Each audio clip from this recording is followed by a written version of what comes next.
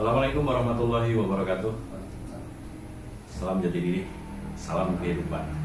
Ketemu lagi dengan kami dari tim Jati Diri Center Indonesia. Masih barengan saya, Jack, dan Pak Sugeng Giranenggo, mentor jati diri kita dengan tampilan khasnya beliau. Dengan tampilan khas saya gitu ya. Ini pakai rompi bukan biar kelihatan kurus gitu ya. Tapi memang ternyata dengan pakai rompi ini agak sedikit kelihatan kurus ya. Lebih pede saya. Oke, kawan-kawan semua, saudaraku semuanya, pemirsa yang ada di sana, semoga senantiasa dalam kondisi sehat walafiat dalam lindungan Allah Subhanahu wa taala, Tuhan yang Maha Kuasa.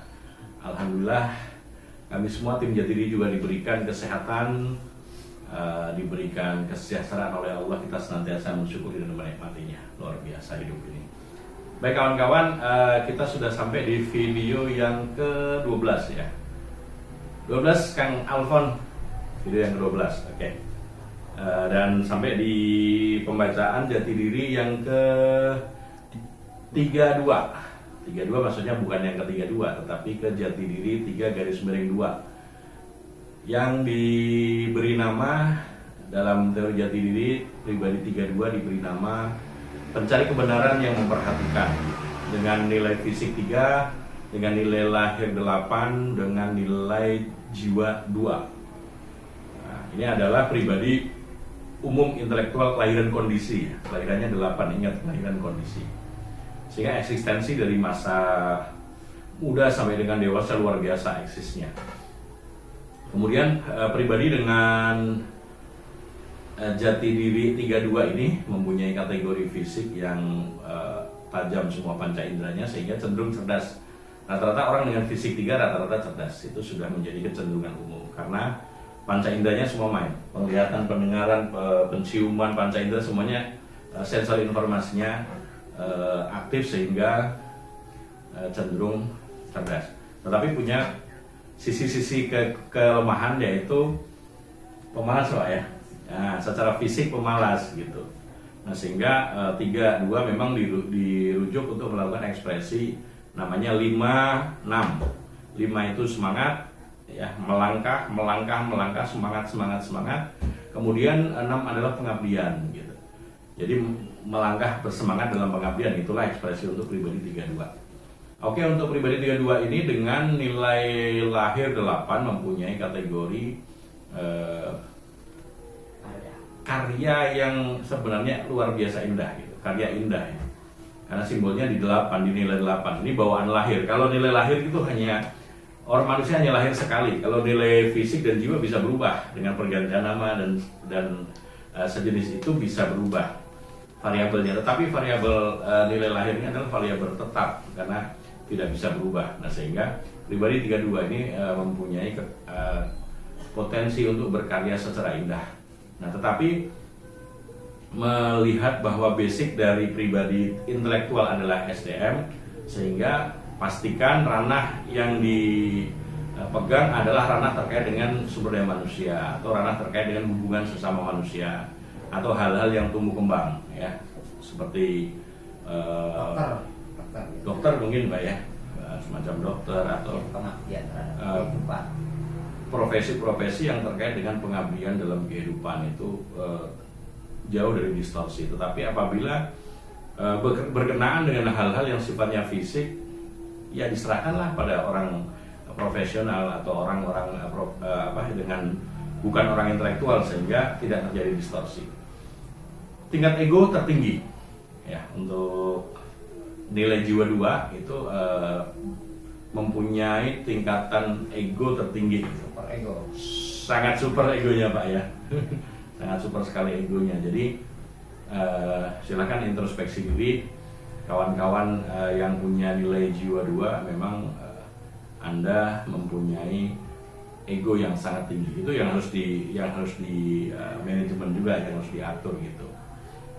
Karena memang tidak semua kita dalam kehidupan itu harus selalu ingin diakui atau ingin menang sendiri, atau tetapi harus pandai.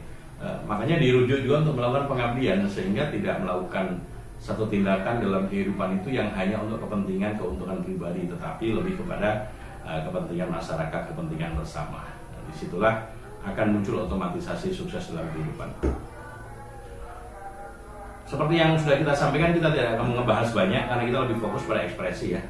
Untuk pribadi 32, jati diri 32, lakukanlah 5-6. Semangat secara fisik, kemudian lakukan pengabdian dalam konteks kehidupan ya. Dan sekali lagi ini ranahnya ranah SDM, sumber daya manusia, bukan ranah fisik atau bukan ranah kebendaan. Lanjut ke jati diri selanjutnya. Nah, ini jati diri luar biasa ini. Kemarin kita sudah sampaikan ada 3 kapasitas, ada kapasitas umum, ada kapasitas khusus, ada kapasitas super khusus. Next kita ke pribadi 33. Ini adalah pribadi super khusus kawan-kawan namanya. Pribadi super khusus itu jarang juga ya. Maksudnya dari 81 kategori kriteria jati diri itu hanya ada 2, yaitu 33 dan 99. Ibaratnya kalau di alam ini matahari ya. Pribadi 33 ini juga tidak akan bisa nampak di masyarakat, yang bisa dilihat hanya karyanya. Karena pribadi 33 ini adalah pribadi super khusus yang sebenarnya kapasitasnya itu luar biasa, jauh di atas umumnya manusia, pada umumnya gitu ya.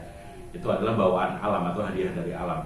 Tetapi untuk pribadi 33 ini dengan parameter, mohon maaf tadi agak sedikit kelewatan, yang tadi 32 itu parameternya adalah pemikiran ya, karena 32 tadi adalah umum intelektual. Untuk yang kita akan bahas yang 33 ini mempunyai nama pencari kebenaran yang melakukan perjalanan, itu 33. Kalau tadi 32 pencari kebenaran yang memperhatikan. Untuk pribadi 33 sebagai pribadi super khusus ini mempunyai parameter 4 lengkap. Kalau tadi pribadi umum itu hanya pemikiran ya, karena intelektual. Untuk pribadi 33 sebagai pribadi super khusus mempunyai 4 parameter. Apa saya Pak Sudir? Pendengaran, penglihatan, pemikiran dan perasaan. Semuanya aktif gitu. Sehingga semua sensor fisik maupun jiwa ini semuanya aktif. Sensor yang nyata dengan sensor yang abstrak yang tidak nyata, yaitu pemikiran dan perasaan, itu semuanya berkolaborasi. Sehingga kalau tidak tepat menyikapi dalam kehidupan, dia akan kacau oleh dirinya sendiri. Ini karena saking banyaknya atau saking aktifnya sensor-sensor semua yang main atau parameternya main semua.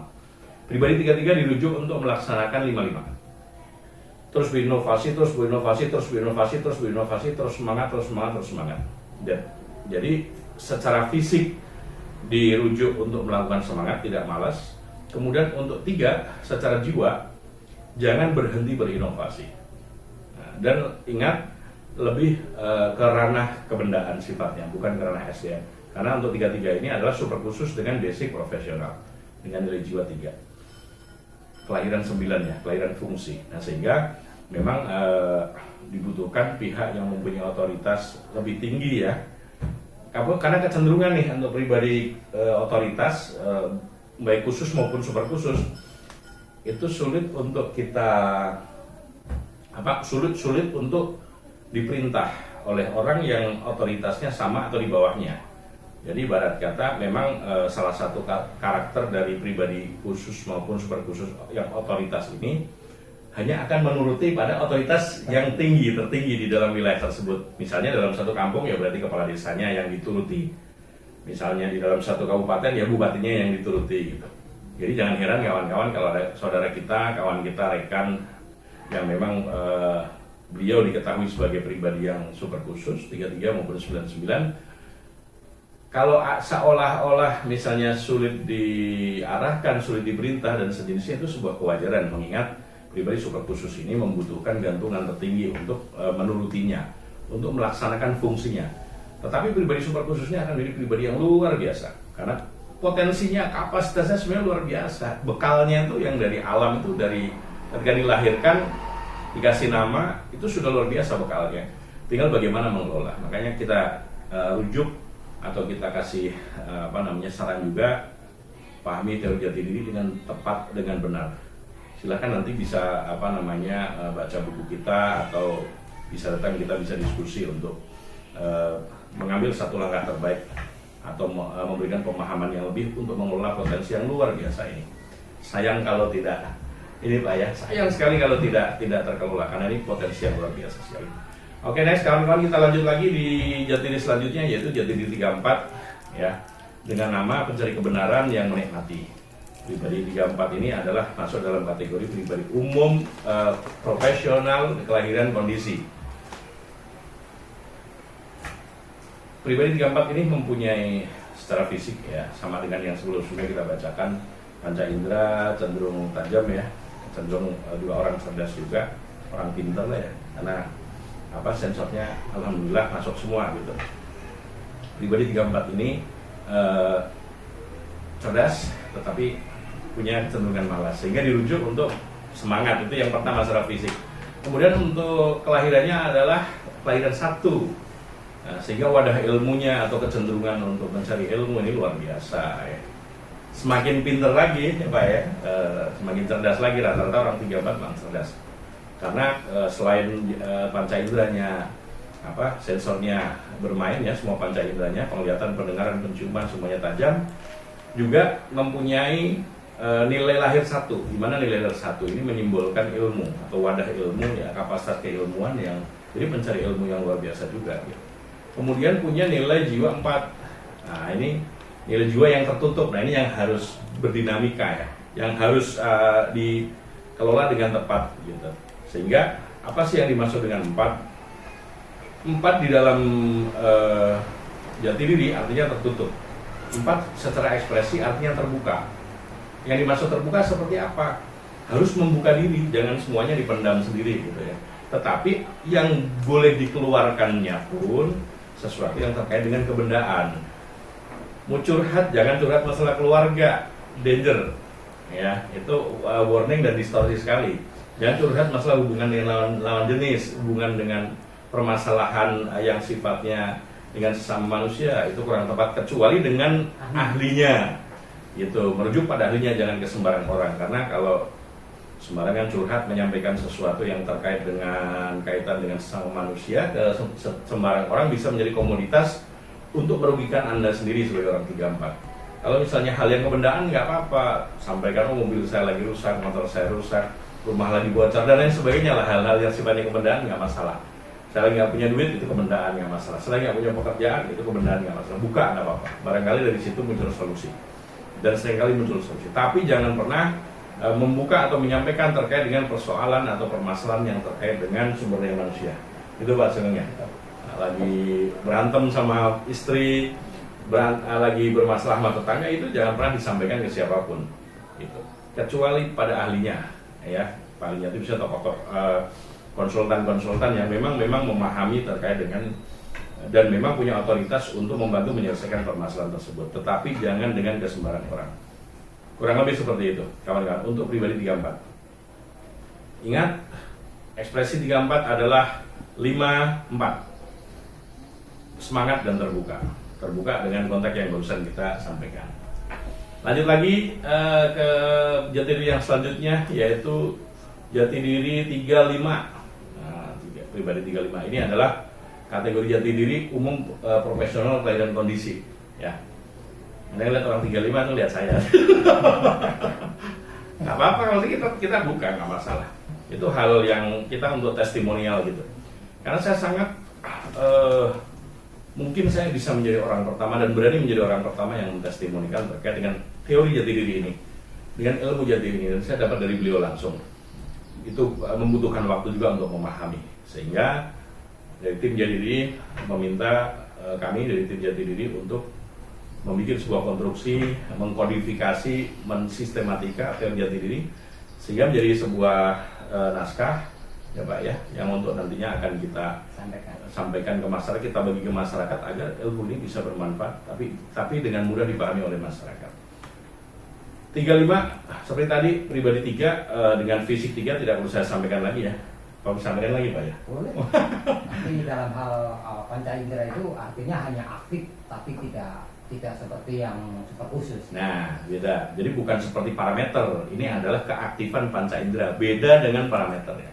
Kalau parameter memang A1 pintunya lewat situ gitu. Tapi kalau keaktifan panca indera, pribadi dengan nilai fisik 3 itu panca inderanya aktif gitu. Saya merasakan sendiri gitu. Mungkin kawan-kawan yang punya nilai fisik 3 atau namanya 12 atau namanya 21 atau 30 dan yang lainnya, pokoknya jumlah 3 itu akan mengalami fenomena itu. Kemudian dengan lahir 2 ya, dengan nilai lahir 2 humanis ya. Manis juga kali Pak ya. Saya lihat manis gitu, kelihatan manis ya. Humanis artinya sisi kemanusiaan tinggi ya, alhamdulillah. Santun gitu ya. Mungkin tak kenal maka tak sayang. Mungkin kalau kawan-kawan lebih mengenal saya bisa lebih sayang ke saya juga. Oke, dengan kemudian dengan nilai jiwa 5.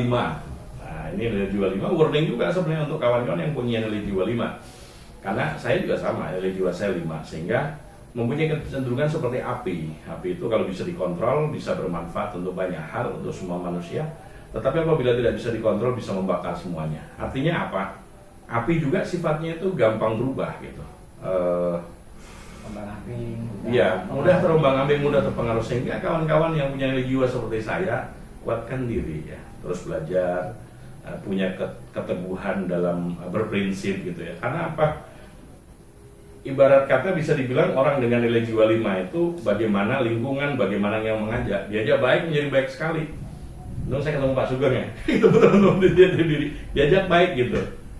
Ya, sehingga saya bisa mengatakan bahwa orang nilai jiwa 5 ini ya diajak kanan-kanan, diajak kiri-kiri. Nah, sehingga cenderungkanlah kalau ada satu kalimat berkumpullah dengan orang saleh ya Pak ya. Berkumpullah dengan orang saleh itu lebih bagus lah secara ini. Tetapi prinsip dasarnya adalah kembali dari diri kita sendiri untuk menjadi baik, untuk menjadi bermanfaat bagi masyarakat, bagi diri kita dan keluarga dan masyarakat, kembali ke diri kita, ke niat kita sendiri.